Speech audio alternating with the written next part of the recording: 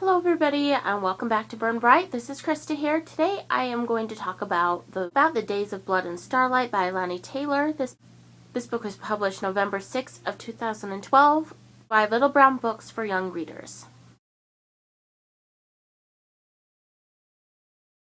Once upon a time, an angel and a devil fell in love and dared to imagine a world free of bloodshed and war.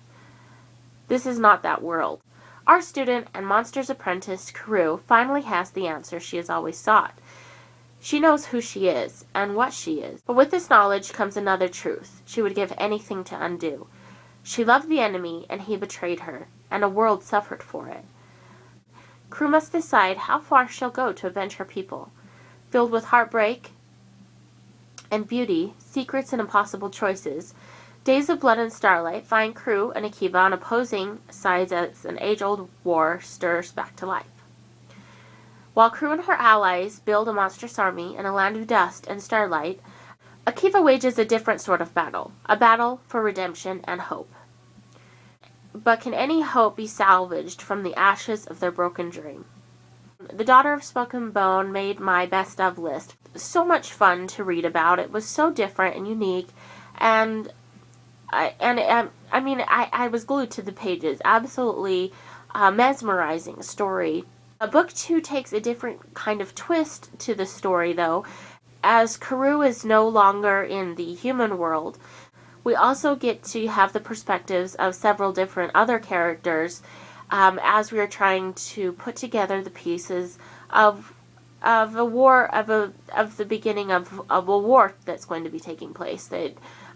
Book 2 is definitely a book where you can see that something big is happening here. There's a lot of different scenes in which we're learning bits and pieces of what's going on and who's doing what and the different actions that are being taken to lead up to a very big possible war between the Chimera and the Angels.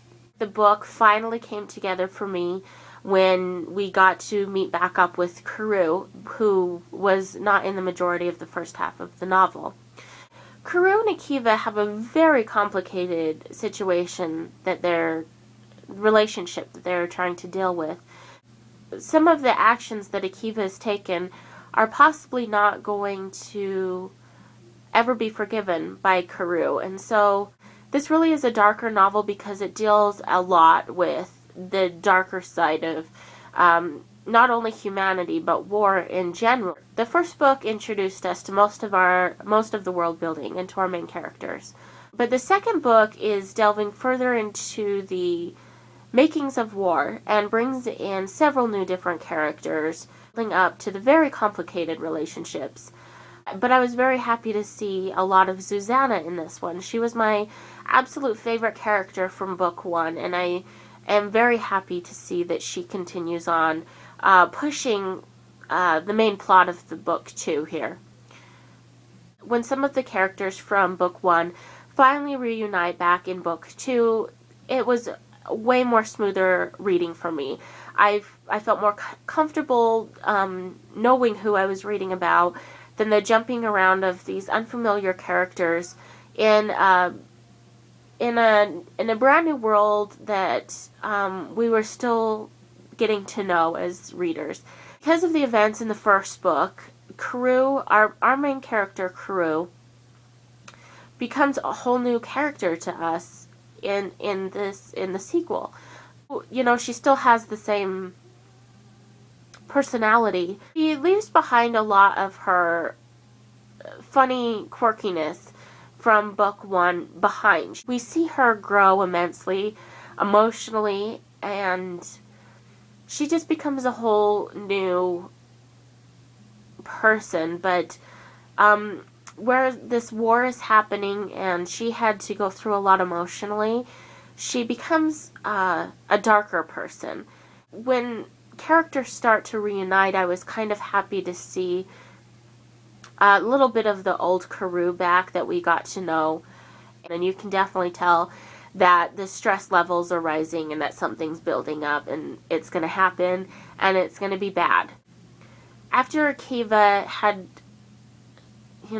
committed such heinous acts that it almost seems unforgivable, even to a reader, to try to understand what their relationship is after what we have read that he's done.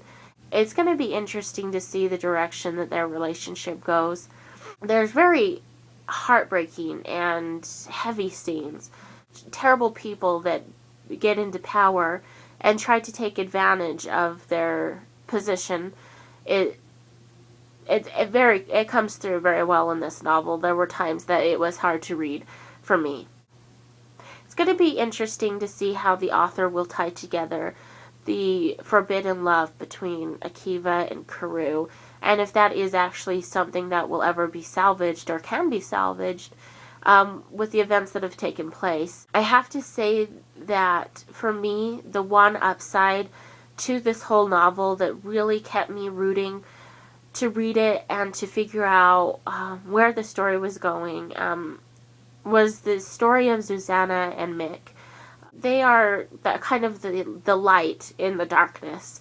Their relationship and their bond to each other was quite possibly the cutest, most desirable part of the story for me. I think that it's a very imaginative world. It's unique, and it's great storytelling. Book 1 is possibly one of my favorite books that I've ever read. It's just a very high fantasy story with a very unique world and very detailed. Brimstone has got to be one of my favorite characters from book 1. Most unusual character I've ever read about. So thanks for stopping by Burn Bright today, and I will see you guys later. Bye.